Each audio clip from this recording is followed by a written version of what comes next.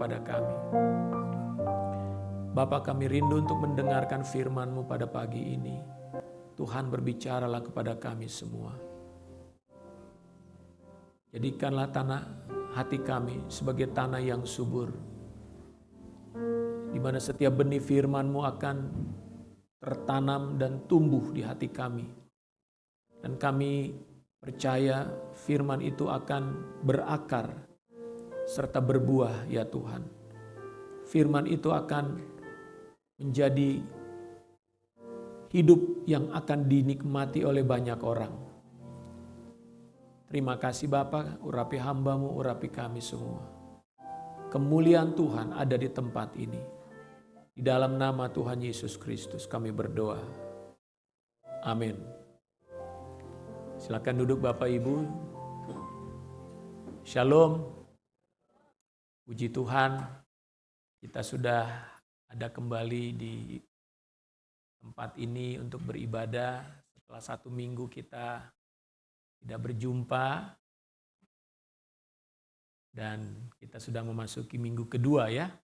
Bulan Januari 2025. Puji Tuhan. Bapak Ibu Saudara, saya sampaikan waktu yang lalu bahwa tahun ini kita punya tema agar Injil boleh diberitakan.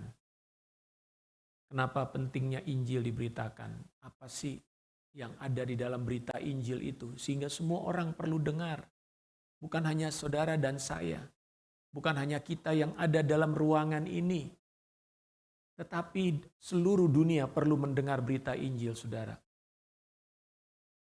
Dan saya akan menyampaikan satu tema yang mungkin saya akan sampaikan dalam 2-3 minggu secara berurutan.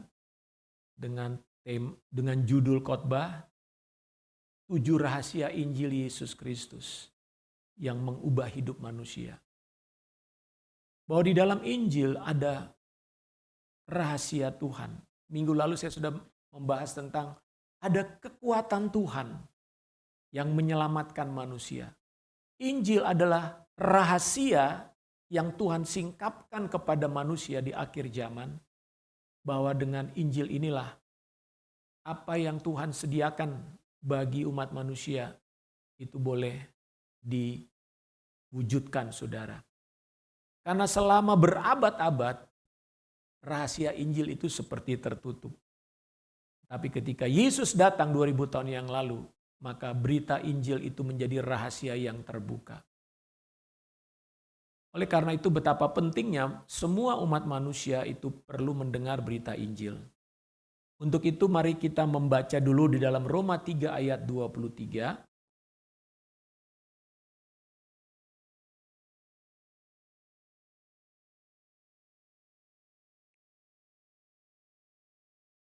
Karena semua orang telah berbuat dosa dan telah kehilangan kemuliaan Tuhan. Rahasia pertama daripada berita Injil yaitu adalah Yesus sebagai jalan satu-satunya untuk menerima pengampunan dosa. Yesus sebagai satu-satunya jalan bagi manusia untuk menerima pengampunan dosa. Alkitab mengatakan bahwa semua manusia telah berbuat dosa. Kalau dikatakan semua manusia berarti tidak ada perkecualian, betul? Semua manusia, mau laki, mau perempuan, manusia besar, manusia kecil. Ya. Dan Alkitab juga mengatakan dalam Roma 6 ayat 23 bagian A, sebab upah dosa ialah maut. Dosa itu mendatangkan kematian, saudara. Ya, upah dosa atau akibat daripada dosa itu adalah maut. Coba kita lihat lagi dalam 1 Korintus 15 ayat 56. Ya. Di sini dikatakan sengat maut ialah dosa. Ya, saudara tahu sengat? Kalau saudara digigit nyamuk atau digigit tawon ya, istilahnya digigit tawon. Sebetulnya bukan digigit, saudara. Nyamuk bukan punya gigi ya, sehingga dia menggigit, atau tawon punya gigi. Bukan, dia punya sengat, saudara ya. Di ujung hidungnya ada sengat. Nah, sengat ini masuk ke dalam tubuh kita, lalu kemudian binatang itu mengeluarkan racun. Ya. Kalau saudara pernah disengat lebah, ya sakitnya seperti apa gitu ya. Saya pernah disengat lebah saudara, waduh sampai bengkak-bengkak muka ya. Nah, sengat itu adalah dosa. Jadi dosa itu seperti sengat masuk ke dalam tubuh kita, lalu sengat ini mengalirkan yang namanya kematian, saudara. Jadi dosa itu sengat yang membuat manusia yang tersengat oleh sengat ini, maka maut masuk ke dalam tubuh manusia. Nah, jadi dengan demikian Bapak Ibu, semua manusia dikatakan sudah berdosa. Bahkan sejak dari dalam kandungan. Jadi kita percaya Alkitab mengajarkan bahwa tidak ada namanya bayi itu tidak berdosa. Bayi itu berdosa, saudara. Ya, sejak dalam kandungan manusia sudah berdosa. Loh Pak, dia kan belum berbuat dosa. Dia kan belum bisa mencuri, dia kan belum bisa berbohong, dia belum bisa berzina, kan di dalam kandungan. Betul. Dia belum melakukan dosa, ya. Dia belum melakukan dosa, tetapi di dalam tubuhnya, di dalam janin ini sudah ada benih dosa, saudara. Jadi bicara tentang dosa itu bukan karena orang mencuri baru disebut berdosa. Atau berzina, oh dia berdosa. Bukan. Dosa itu sudah ada di dalam diri kita. Kenapa? Karena kita sudah dilahirkan oleh manusia berdosa. Nenek moyang kita manusia berdosa. Nenek moyang kita orang berdosa. Ujung daripada semua dosa adalah pada Adam dan Hawa. Karena Adam ini adalah manusia pertama, dia membuat semua manusia menjadi berdosa, saudara. Ya. Coba kita baca dalam Roma 5 ayat 18.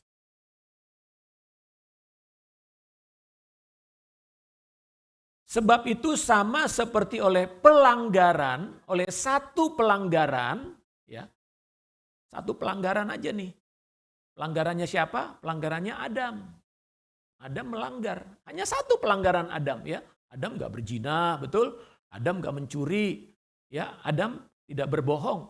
Tapi dia melanggar cuma satu perintah Tuhan. Jangan kamu makan buah itu. Nah, akibat dari satu pelanggaran ini, maka semua manusia mendapatkan hukuman, saudara. Semua manusia mendapatkan hukuman. Jadi tidak ada manusia di dunia ini yang tidak berdosa. Termasuk bayi di dalam kandungan. Nah, saudara-saudara, akibat dosa itu adalah penderitaan dan kematian. Kutuk dan kesusahan. Yang terkutuk, bahkan itu bumi pun terkutuk. Saudara, waktu bumi diciptakan, manusia diciptakan, dalam kitab Kejadian pasal 1, Tuhan mengatakan begini, setiap kali dia menciptakan, sungguh baik. Waktu Tuhan menciptakan langit dan bumi, sungguh baik. Waktu Tuhan menciptakan tumbuh-tumbuhan, binatang-binatang, sungguh baik. Bahkan waktu manusia diciptakan, sungguh amat baik. Jadi ciptaan Tuhan itu sempurna, saudara, enggak ada kurangnya. Tapi ketika dosa masuk, ketika manusia jatuh ke dalam dosa, maka rusaklah yang namanya ciptaan Tuhan itu. Tuhan berkata kepada Adam dan Hawa, kalau kamu makan buah itu, pada hari kamu memakan buah itu, kamu pasti mati. Kamu pasti mati. Artinya kematian mulai masuk ke dalam tubuh manusia. Kematian dan kerusakan mulai masuk ke dalam dunia ini. Memang kalau saudara lihat prosesnya tidak langsung ujuk-ujuk mati gitu ya. Enggak waktu Adam dan Hawa makan langsung blek mati. Enggak begitu, saudara. Tapi kematian mulai masuk ke dalam hidup manusia. Umur manusia mulai ada batasnya. Saudara, makin ke sini kita lihat kematian itu makin banyak jumlahnya dan makin cepat. Betul nggak? Ya. Dulu umur manusia bisa 900 tahun. 950 tahun. Tapi ketika dosa makin bertambah banyak, umur manusia makin pendek, saudara. Sampai akhirnya Tuhan berkata, udah manusia umurnya 120 tahun aja. Mentok di 120 tahun gitu kira-kira ya. Dan hari ini Berapa banyak orang bisa mencapai umur 120 tahun? Beberapa waktu yang lalu Presiden Jimmy Carter meninggal usia 100 tahun, saudara. Luar biasa ya. Wah, kagum kita 100 tahun loh bisa. Walaupun kita tidak tahu usia 100 tahun dia gimana ya. Apakah dia di rumah aja bengong gitu kan. Karena dia udah nggak punya temennya lagi kan. Coba, orang 100 tahun temennya umurnya 90 tahun berarti dia tinggal sendirian kan. Ngomong sama buyutnya umur 10 tahun udah nggak nyambung, saudara. Ya. Nah, apa yang saya mau katakan adalah manusia umurnya makin pendek. Kenapa? Karena dosa bertambah banyak, kejahatan bertambah banyak, dan kematian juga bertambah banyak, saudara. Nah, dengan demikian, dosa itu mendatangkan penderitaan bagi manusia. Dosa menyebabkan manusia berada di bawah penghukuman Tuhan. Itulah sebabnya manusia membutuhkan pengampunan, saudara. Manusia membutuhkan pengampunan dosa. Kenapa? Karena selama manusia ada di bawah dosa, maka hidup manusia pasti akan mengalami banyak masalah. Bukan saja masalah di dunia ini, yang pasti mereka juga akan mengalami yang namanya kematian yang kekal. Nah, kalau semua orang sudah berdosa, maka berarti semua orang butuh pengampunan. Siapa di sini membutuhkan pengampunan? Kita semua butuh pengampunan, betul? Tanpa pengampunan Tuhan, hidup manusia, hidup saudara dan saya akan menjadi hidup yang begitu menderita sebetulnya. Menderita di dalam batin, saudara. Mungkin fisik saudara tidak menderita, tapi jiwa saudara menderita. Ya, pikiran saudara menderita. Banyak hal yang membuat manusia menderita di dunia ini. Nah, pertanyaannya bagaimana manusia dapat memperoleh pengampunan Tuhan? Ya. Bagaimana manusia bisa dapat memperoleh pengampunan Tuhan? Mari kita baca Efesus 1 ayat 7. Alkitab memberikan jawaban kepada kita. Ya, manusia berusaha untuk mendapatkan pengampunan Tuhan. Ada banyak upaya manusia untuk mendapatkan pengampunan Tuhan. Contohnya orang berupaya dengan berbuat baik, ya, supaya dapat pengampunan Tuhan. Ya, ada yang mengatakan gini, ya udah deh, gue tebus dosa gue yang masa lalu gue tebus deh. Ya, dulu dia mungkin mencuri, merampok. Nah, sekarang dia bayarlah. Dia bayar santunan kepada orang yang dia rampok. Itu dia pikir itu dapat mengampuni dosanya. Tetapi Alkitab mengatakan begini, Efesus 1 ayat 7. Sebab di dalam dia dan oleh darahnya, ya, di dalam dia, di dalam Yesus, dan oleh darahnya kita beroleh penebusan, yaitu pengampunan dosa. Jadi pengampunan dosa, Alkitab katakan kepada kita, hanya di dalam dia, di dalam Yesus. Melalui darah Yesus, kita beroleh penebusan. Penebusan itu artinya dibeli kembali, saudara ya. Ya, saudara, kemarin ada ilustrasi, kalau saudara punya barang yang sangat berharga, kemudian barang itu dicuri orang atau diambil orang, nah lalu orang itu, saudara tahu siapa orang yang mencurinya, saudara nggak bisa minta begitu aja sama dia. Saudara mungkin harus membeli ulang. Itu barang saudara. Tapi ternyata di dunia ini barang yang sudah diambil orang, dimiliki orang lain. Ya, padahal itu barang kita awalnya. Saudara harus tebus. Saudara harus tebus. Entah kenapa barang itu bisa berpindah ke orang lain. Bisa dicuri atau bisa juga digadaikan. Nah, penebusan di dalam hidup manusia artinya hidup kita sudah dibeli, tadinya diambil oleh iblis oleh karena dosa. Tapi karena hidup kita ini bukan milik iblis, hidup manusia itu milik Tuhan. Yang menciptakan kita kan Tuhan. Lalu Tuhan ingin ambil kembali miliknya, caranya gimana? Nggak bisa, Tuhan main ngambil gitu aja nggak bisa, saudara. Nggak bisa, dia harus menebus. Menebus berarti harus ada yang dibayar. Ya, kalau namanya menebus ada uang yang harus saudara keluarkan atau ada sesuatu yang harus saudara lakukan untuk bisa mengambil alih kembali milik saudara itu. Nah, milik itu bisa diambil dengan cara darah, membayarnya dengan darah.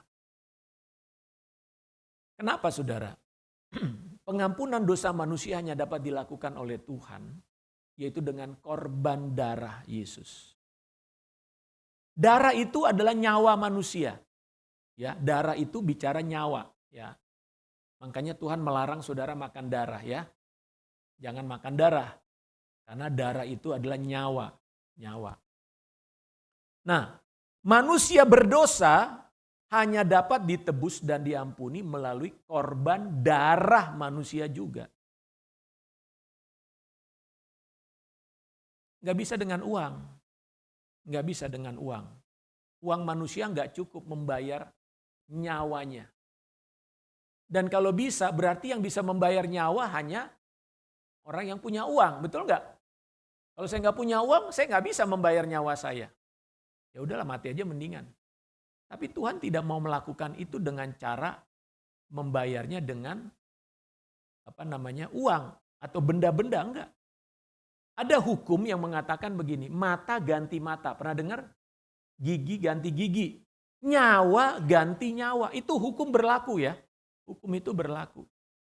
Nah, manusia yang berdosa tidak dapat mengganti nyawa manusia yang berdosa sebagai penebus dosa. Saya nggak bisa menebus dosa istri saya karena saya juga orang berdosa. Kita sama-sama orang berdosa. Saya tidak bisa mati menyerahkan nyawa saya supaya dosa istri saya diampuni atau dosa anak saya diampuni. Nggak bisa. Kenapa? Karena saya juga orang berdosa. Jadi nyawa orang berdosa tidak bisa menebus orang berdosa yang lainnya. Sebab semua orang telah berdosa. Oleh sebab itu bagaimana dong caranya? Ya, caranya adalah hanya cara Tuhan. Tuhan datang ke dunia ini, dia datang dalam wujud manusia. Manusia yang tidak berdosa. Nah, ini bedanya saudara.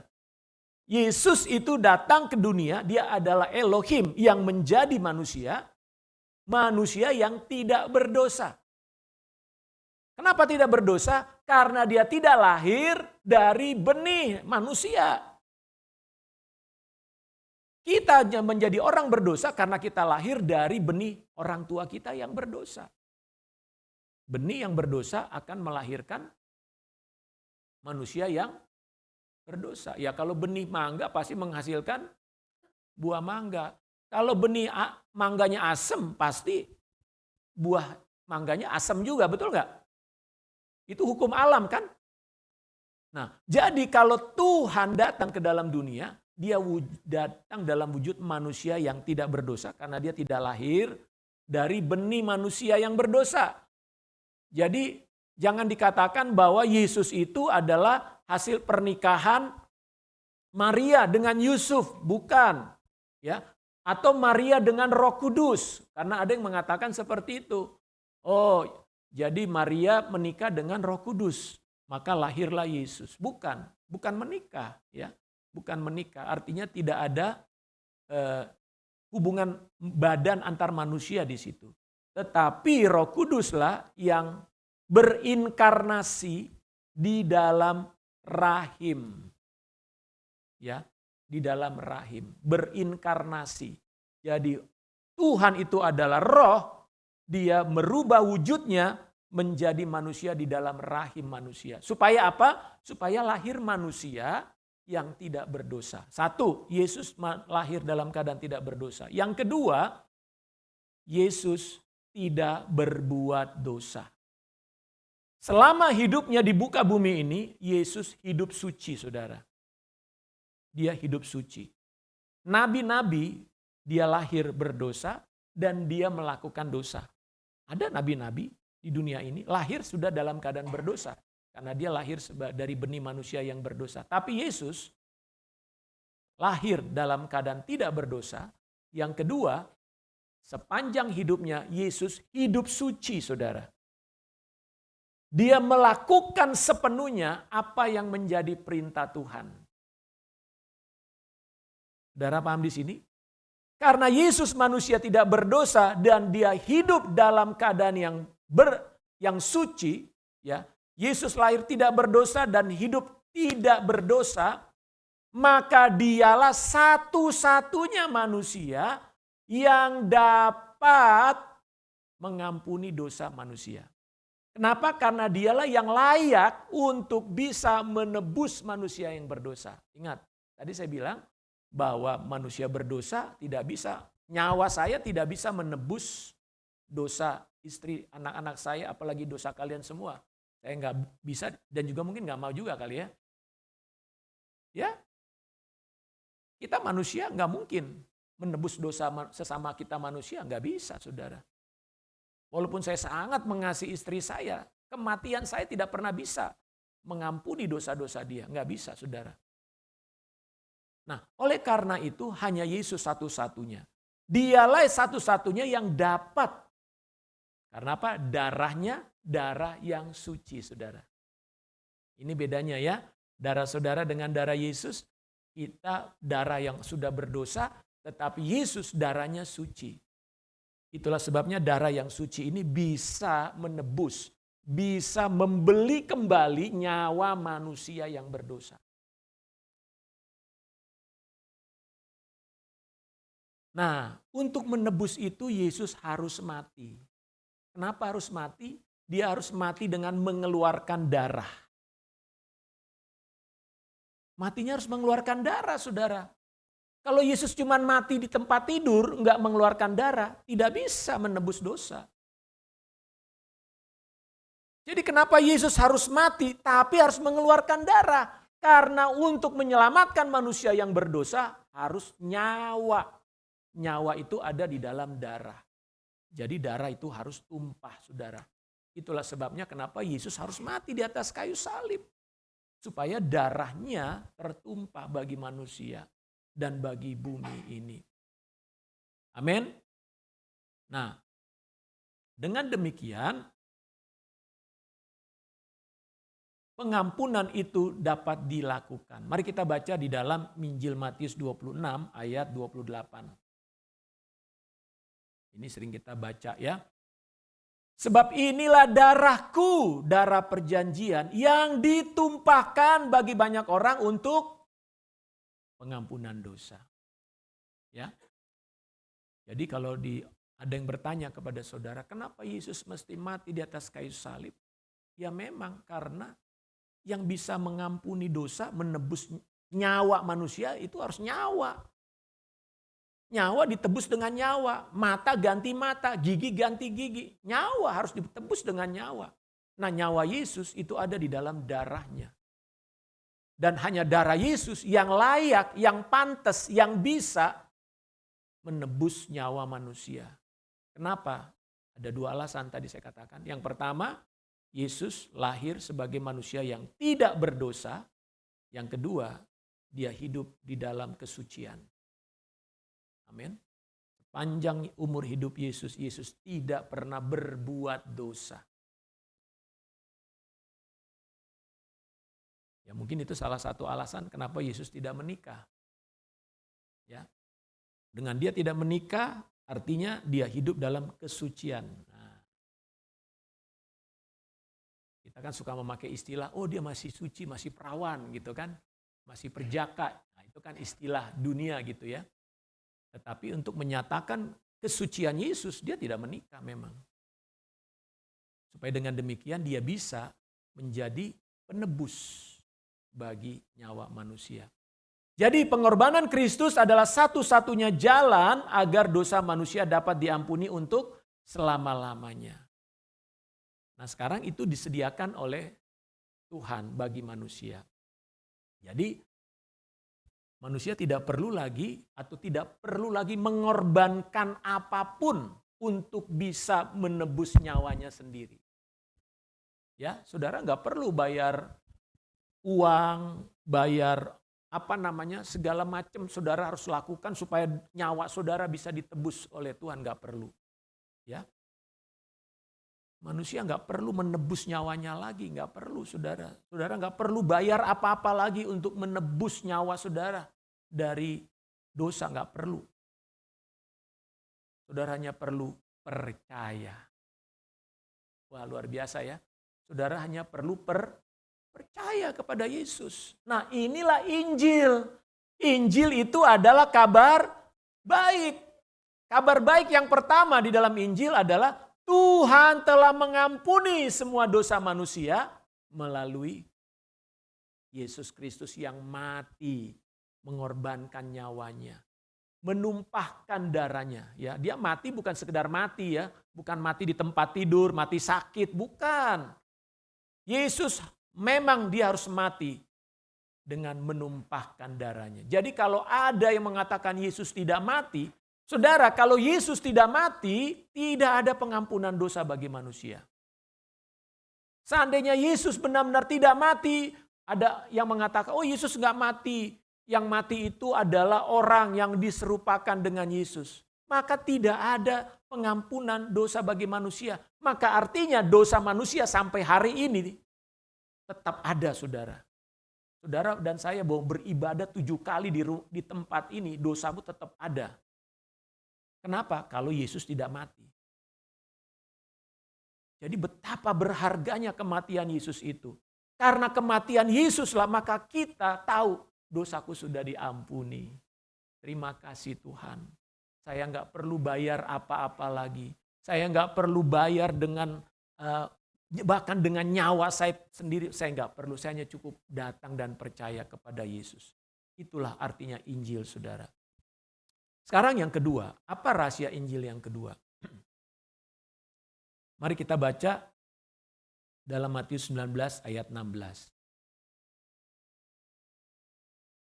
Ada seorang datang kepada Yesus dan berkata, "Guru, perbuatan baik apakah yang harus kuperbuat untuk memperoleh hidup yang kekal?" Saudara, ini adalah kisah seorang muda yang kaya ya. Kalau saudara baca dalam Injil Matius pasal 19 diceritakan ada seorang muda yang kaya. Wah, udah muda, kaya lagi ya. Kalau kita bilang ini orang yang ideal ya. Muda, kaya raya. Mati masuk surga. Kan gitu maunya ya. Muda, kaya raya, hidup foya-foya, mati masuk surga. Itu kan cita-cita kalian semua kan? Itu cita-cita banyak anak muda ya. Saya juga dulu begitu. Ya, muda, kaya raya, hidup foya-foya, mati masuk surga. Tapi ternyata anak muda ini datang kepada Yesus. Guru, apa yang harus saya perbuat untuk memperoleh hidup kekal? Supaya nanti kalau saya mati masuk surga. Nah, saudara. Dia ini orang yang taat loh. Anak muda ini bukan anak muda begajulan, saudara. Enggak, dia bukan pemuda begajulan. Walaupun dia kaya raya, dia tidak hidup dengan sembarangan, saudara. Kalau saudara baca bahwa dia adalah orang yang sejak kecil telah mentaati perintah Tuhan. Jangan membunuh, jangan mencuri, jangan berzina, hormati orang tua. Wah, kalau melihat profil anak muda ini suami teladan, calon suami ideal gitu ya. Waduh, udah kaya raya, muda, dan soleh. Wah, soleh nih anak nih. Ya, calon menantu kesayangan ini, soleh gitu ya. Ganteng pula ya, coba bayangkan. Pasti kalau punya calon menantu begini datang ke rumah, ayo masuk. Wah. Dia kaya, bawa oleh-olehnya bukan gorengan, saudara. Apalagi cireng gitu ya. Kalau menghadap calon mertua, wah minimal Pizza Hut gitu ya. Nah, kenapa? Ya namanya orang kaya gitu ya. Dan dia orang yang saleh. Kenapa? Dia menghormati orang tua loh. Tapi, nah ini tapi nih. Dia datang sama Tuhan Yesus. Dia bilang, "Guru, perbuatan baik apakah yang harus kuperbuat untuk memperoleh hidup yang kekal?" Loh, dia kan udah berbuat baik kan selama ini. Tapi dia masih bertanya, guru perbuatan baik apa lagi nih? Apa lagi nih yang masih kurang nih dari saya? Saudara, rupanya dalam diri dia mungkin ada sebuah pertanyaan. Aku udah cukup baik nggak ya supaya saya bisa masuk surga? Aku udah cukup baik nggak ya supaya saya bisa menerima hidup kekal? Nah, dia datang kepada Yesus. Saudara, Yesus itu tahu hati manusia. Ya, kita bisa baik di hadapan manusia, tapi Tuhan itu tahu isi hati manusia, saudara. Yesus hanya ngomong satu hal. Kalau kamu ingin sempurna, ya berarti dia belum sempurna dong ya. Kalau kamu ingin sempurna, jual hartamu, kasih sama orang miskin, ikut aku. Nah, kira-kira pemuda ini gimana? Mau atau enggak? Sedih. Kenapa sedih? Alkitab mengatakan karena hartanya banyak. Loh, apa salahnya punya harta banyak? Kan harta dari Tuhan, katanya gitu ya. Kan berkat dari Tuhan. Apa salahnya punya harta yang banyak? Oh, ternyata pemuda ini bukan masalah punya harta yang banyak, tapi hatinya melekat kepada hartanya. Hatinya melekat kepada hartanya. Sehingga ketika dia disuruh untuk menjual hartanya dan mengikut Yesus, bagi dia itu pilihan yang sulit. Pilihan yang berat. Nah, dengan kata lain, dia tadinya kan tanya untuk dapat hidup kekal, tapi waktu Tuhan Yesus kasih, dia malah, ya udah, aku lebih baik pilih harta lah daripada pilih hidup kekal. Dia pergi. Nah, artinya apa, saudara? Kita belajar di sini, ya, pertama, bahwa banyak orang di dunia ini menginginkan hidup kekal. Mungkin tidak semua, ya, karena banyak orang juga nggak peduli soal hidup kekal ya. Banyak juga orang nggak percaya ada kehidupan setelah kematian. Tapi orang-orang yang sangat peduli dengan hidup kekal, mereka berupaya keras bagaimana supaya mereka mendapatkan hidup kekal itu, saudara. Mereka percaya bahwa memang ada kehidupan setelah kematian. Dan mereka benar-benar mengharapkan untuk masuk ke dalam sorga. Saya tidak tahu seberapa saudara betul-betul mengharapkan saudara itu mau hidup kekal. Seberapa saudara betul-betul di dalam hatimu, Tuhan, aku mau dapat hidup kekal. Jujur, ketika orang berusia muda tidak pernah berpikir tentang hidup kekal. Betul nggak? Yang mereka pikirkan adalah hidup di dunia ini. Ini aja hidup di dunia ini gimana, pokoknya gue sukses, pokoknya gue berhasil, pokoknya gue kaya raya, itu aja dalam pikiran banyak orang-orang muda khususnya. Tapi semakin orang berumur, orang berpikir tentang hidup sesudah kematian. Tapi anak muda ini dari muda dia udah berpikir tentang hidup kekal, saudara. Nah, seberapa saudara betul-betul dalam hidup kita nih menginginkan hidup kekal itu? Atau minimal saudara berharap Tuhan satu kali kelak ketika aku meninggal, aku mendapat hidup kekal. Apakah saudara pernah memikirkan hal itu secara serius? Nah, orang-orang yang benar-benar menginginkan hidup kekal, maka biasanya ya, mereka akan berupaya mentaati ajaran agamanya. Ya. Jadi orang yang betul-betul menginginkan hidup kekal, mereka pasti berupaya mentaati ajaran agamanya. Kenapa? Karena mereka percaya bahwa ketika mereka mentaati ajaran agama, itulah yang akan membawa mereka masuk surga, saudara. Sebab ajaran agama itu menjanjikan, ya, ajaran agama biasanya menjanjikan bahwa jikalau mereka atau penganut-penganut agama itu menjalankan ajaran agamanya dengan sepenuhnya, mereka akan masuk surga. Semua agama mengajarkan itu, saudara. Saudara belajar aja semua agama-agama yang ada di dunia ini. Tetapi pertanyaannya gini, semua ajaran dan perintah agama itu biasanya harus sempurna dilakukan baru kau berhasil masuk surga, betul nggak? Kalau kau gagal satu atau dua, ya udah harapanmu masuk surga itu atau hidup kekal itu udah hilang gitu ya. Semua agama mengatakan hal yang semacam itu.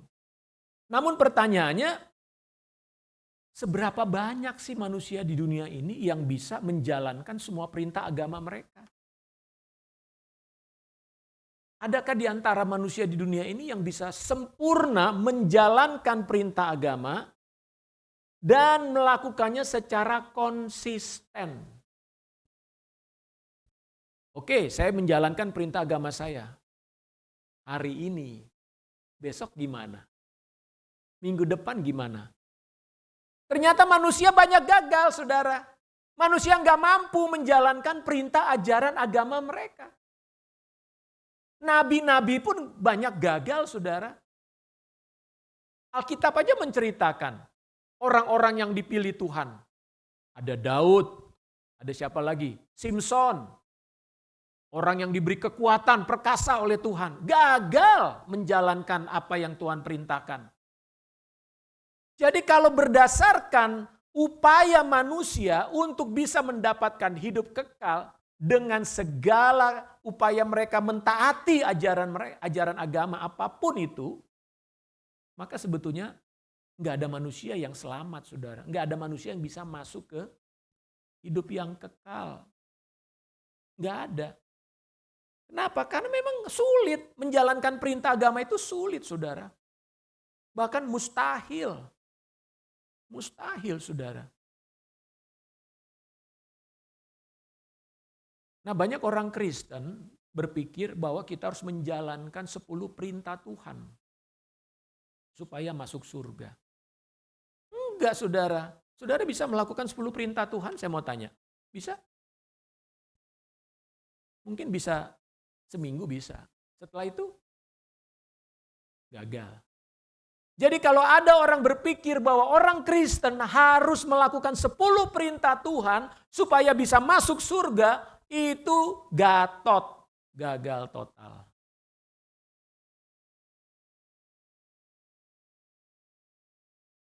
Itu yang pertama. Yang kedua, saudara jangan berpikir hanya menjalankan 10 perintah Tuhan.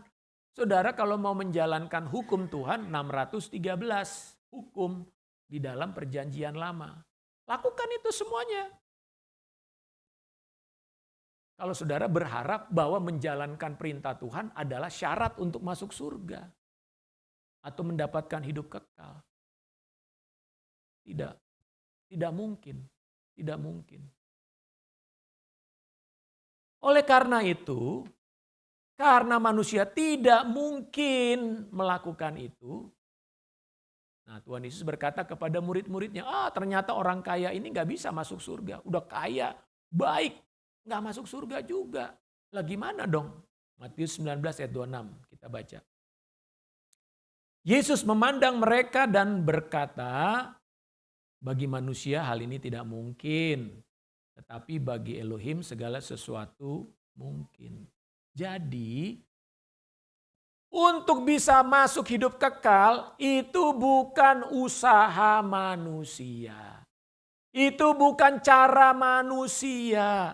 Itu bukan dengan segala kekuatan manusia untuk engkau bisa dapat hidup kekal. Bukan dengan cara menjalankan syariat agamamu. Menjalankan hukum Taurat agamamu. Tidak mungkin, saudara. Karena kalau saudara mau berdasarkan itu, saudara harus melakukannya dengan sempurna. Gak mungkin, saudara. Makanya banyak orang sebetulnya bingung, nih gimana nih. Aku sudah coba ini, lakukan ini, ternyata gagal juga. Tapi kita bersyukur bahwa Tuhan menyediakan jalan untuk manusia bisa mendapatkan hidup kekal. Mari kita baca di dalam Yohanes 3 ayat 15.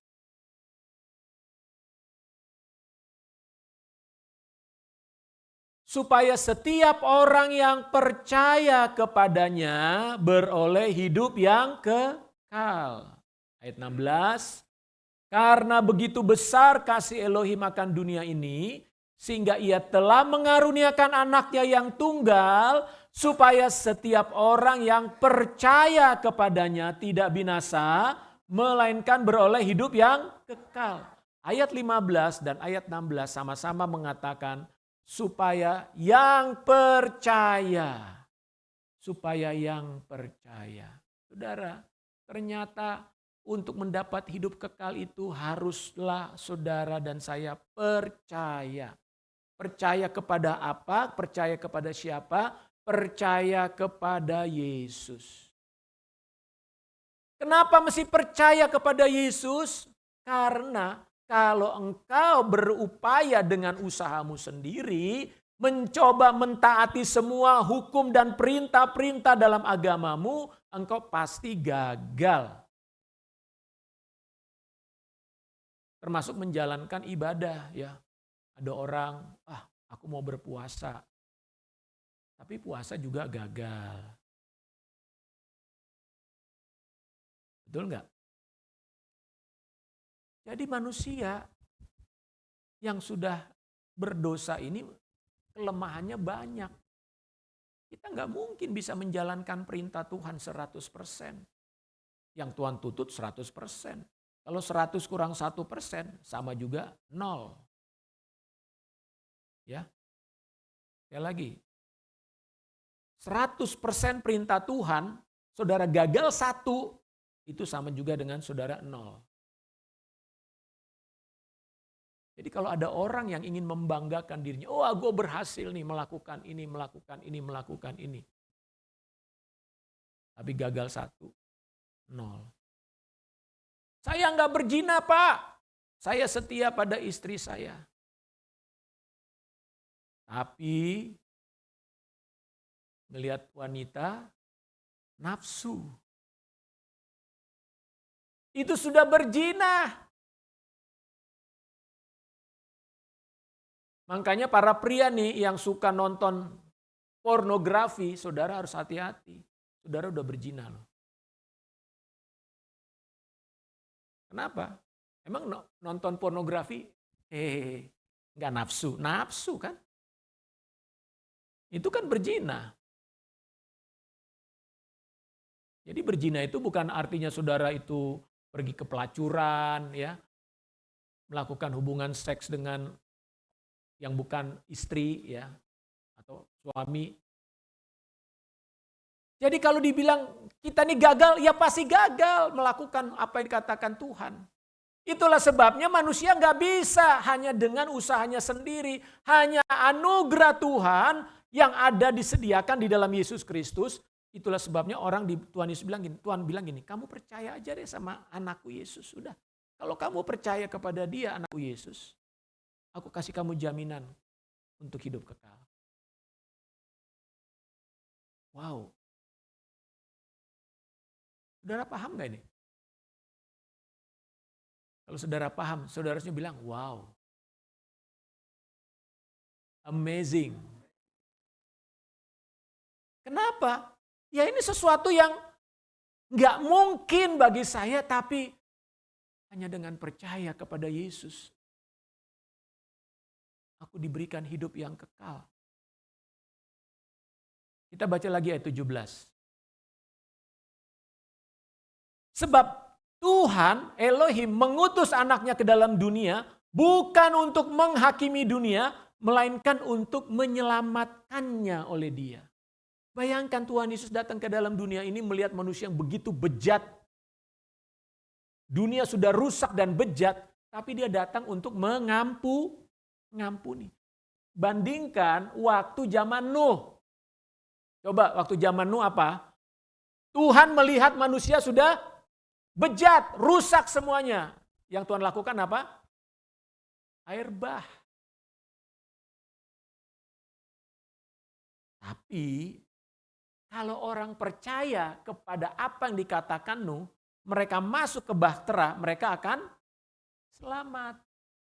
Itulah sebetulnya yang Tuhan Yesus lakukan. Yesus datang ke dalam dunia ini melihat manusia yang udah bejat dan rusak ini. Tapi Tuhan berkata, ayo percaya kepadaku, ayo percaya kepadaku, ayo percaya kepadaku, datang kepadaku. Hai kamu manusia berdosa, ayo datang kepadaku. Kamu akan selamat. Aku tidak menghakimi kamu. Nah, kalau mereka percaya datang kepada Yesus, dosa mereka diampuni. Sebaliknya, kalau mereka tidak percaya kepada Yesus, menolak Yesus, mereka akan dihukum. Sama seperti pada zaman Nuh. Orang-orang yang tidak percaya kepada Nuh, ketawain Nuh, ya udah. Waktu air bah datang, itu pintu bahtera ditutup oleh Tuhan, saudara. Bukan oleh Nuh yang menutup ya. Tuhan menutup pintu bahtera. Jadi orang mau buka dari luar nggak bisa. Nuh pun nggak bisa membuka pintu itu. Hari ini adalah hari anugerah bagi kita semua manusia. Kesempatan bagi semua orang untuk menerima hidup kekal. Oleh karena itu saudara, sederhana sebetulnya untuk menerima hidup kekal, percaya kepada Yesus. Kalau saudara dan saya menginginkan, merindukan hidup kekal dalam hidupmu, percaya kepada Yesus. Nah, poin terakhir sebelum saya akhiri bagian kedua ini, nanti bagian ketiga dan selanjutnya saya akan sampaikan minggu depan. Ternyata percaya kepada Yesus sederhana ya, oh percaya. Tapi kenyataannya kenapa enggak semua orang percaya kepada Yesus? Halo? Kalau dikatakan untuk mendapatkan hidup kekal itu adalah percaya, tapi faktanya enggak semua orang percaya kan? Kenapa? Sedikitnya ada dua alasan. Yang pertama adalah karena manusia lebih percaya kepada dirinya sendiri. Usaha sayalah yang menyebabkan saya masuk surga. Usaha sayalah yang menyebabkan saya bisa menerima hidup kekal. Nah, makanya banyak orang udah berdosa nih ya, lakukan apa? Perbuatan amal. Korupsi nih, lalu berbuat amal. Kenapa? Harapannya dia diampuni dosanya, masuk surga. Termasuk di gereja. Jangan-jangan, mudah-mudahan tidak. Ada pejabat-pejabat korupsi nyumbang gereja. Harapannya supaya nanti Tuhan ngampuni dosanya dia. Itu. Jadi manusia berpikir dengan usahanya dia akan mendapatkan pengampunan dan dia akan menerima hidup kekal, saudara. Jadi itu yang alasan pertama ya.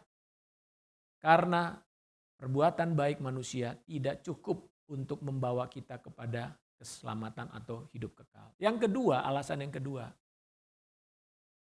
manusia belum mendengar, ya, belum mendengar tentang siapakah Yesus dan apa yang telah Dia lakukan bagi manusia.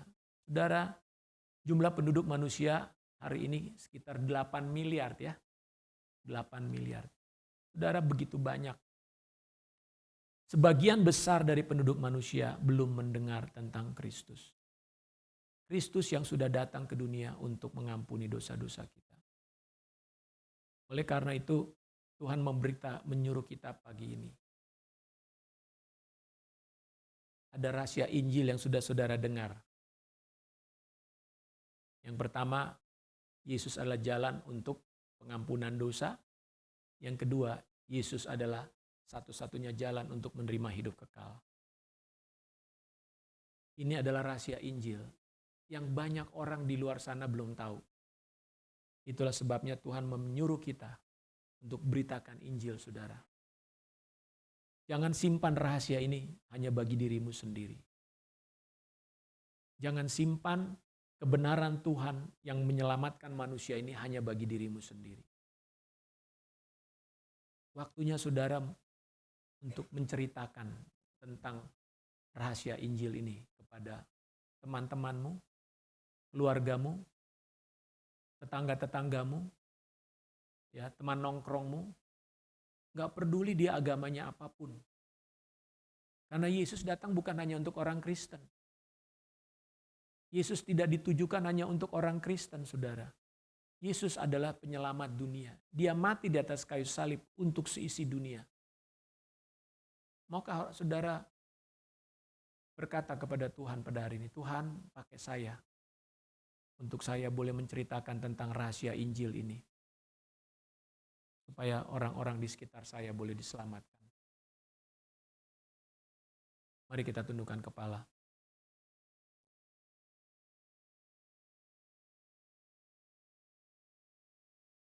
Bapa di sorga, ke hadapan-Mu kami datang pada pagi hari ini. Tuhan, terima kasih karena rahasia Injil-Mu, kabar baik untuk manusia sudah Engkau singkapkan kepada kami. Engkau sudah menyatakannya kepada kami melalui Yesus Kristus. Terima kasih Tuhan. Kami percaya bahwa Engkau adalah juru selamat kami. Kami percaya Engkau sudah mati untuk menebus dan mengampuni dosa-dosa kami. Terima kasih Tuhan. Terima kasih untuk semua yang sudah Engkau lakukan bagi kami. Biarlah kami juga Tuhan boleh menceritakan tentang rahasia Injil ini kepada banyak orang di dunia ini.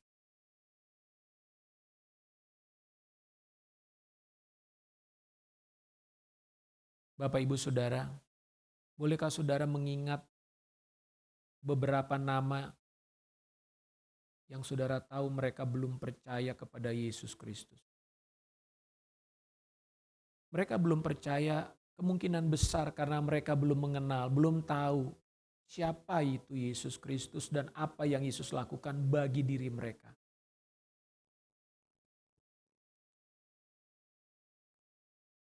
Maukah saudara menceritakan tentang Kristus kepada mereka?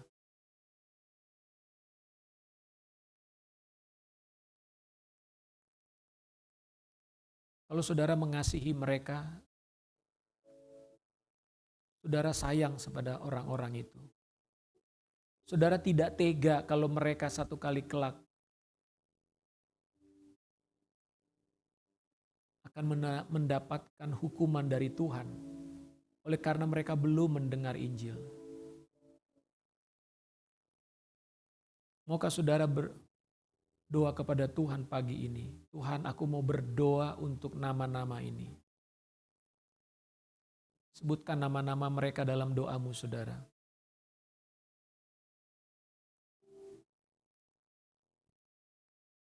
Bawa mereka ke hadapan Tuhan. Mintalah Roh Kudus untuk berbicara dan menjamah hati mereka. Dan mintalah kesempatan dari Tuhan agar saudara bisa menceritakan tentang Yesus kepada orang-orang ini.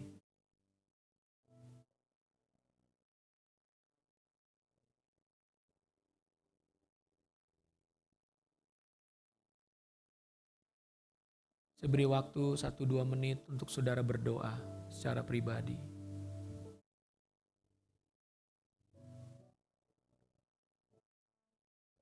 Mereka adalah orang-orang yang saudara kenal.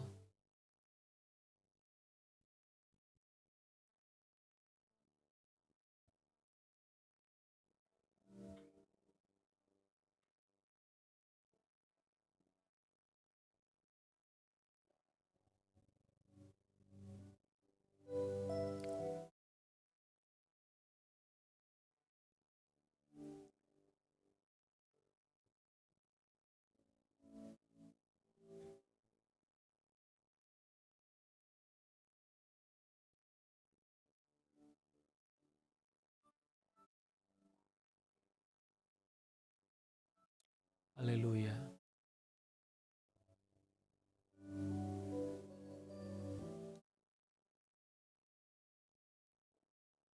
Terima kasih Tuhan Yesus. Terima kasih Bapa di sorga. Bekerjalah Ya Roh Kudus, di hati banyak orang yang kami doakan ini. Berikanlah kami kesempatan di masa hidup ini untuk menceritakan tentang Engkau, tentang perbuatan-perbuatan Yesus bagi manusia.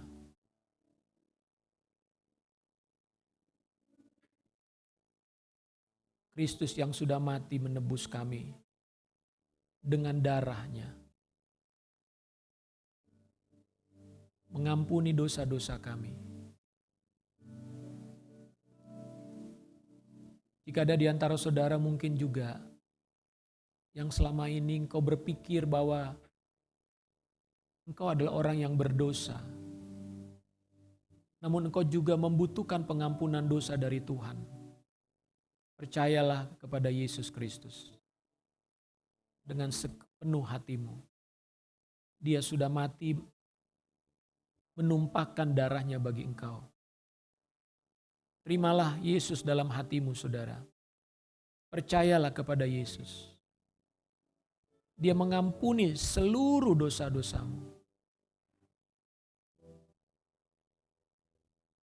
Dan dia juga memberikan hidup yang kekal kepadamu.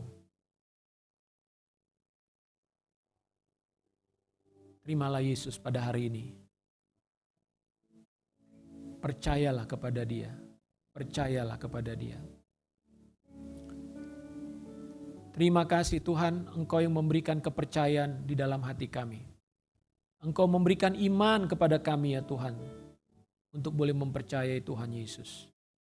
Tuhan, aku berdoa untuk seluruh jemaat-Mu di Light City yang hadir pada hari ini, ataupun mereka yang beribadah secara online. Bapakku berdoa biarlah kasih Tuhan menguasai kami semua. Mendorong hati kami, mendorong kami untuk pergi dan memberitakan, menceritakan tentang Kristus. Perbuatan-perbuatan Kristus kepada orang-orang di sekitar kami. Biarlah kami bergiat ya Tuhan, supaya lebih banyak orang yang diselamatkan. Supaya lebih banyak orang yang mendengar Injil-Mu. Supaya lebih banyak orang yang percaya. Supaya lebih banyak orang yang menyembah kepada Yesus. Supaya lebih banyak orang yang dibebaskan dari dosa-dosa mereka. Supaya lebih banyak orang-orang yang menerima hidup kekal. Tuhan, kami berdoa. Bukalah jalan bagi kami untuk menceritakan tentang Kristus kepada orang-orang di sekitar kami. Orang-orang yang kami kasihi. Berikan kami keberanian. Berikan kami hikmat. Berikan kami kata-kata yang benar.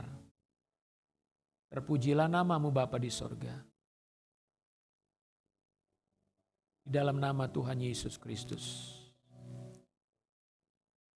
Kita nyanyikan satu pujian yang akan dibawakan oleh tim sebelum kita masuk dalam doa syafaat.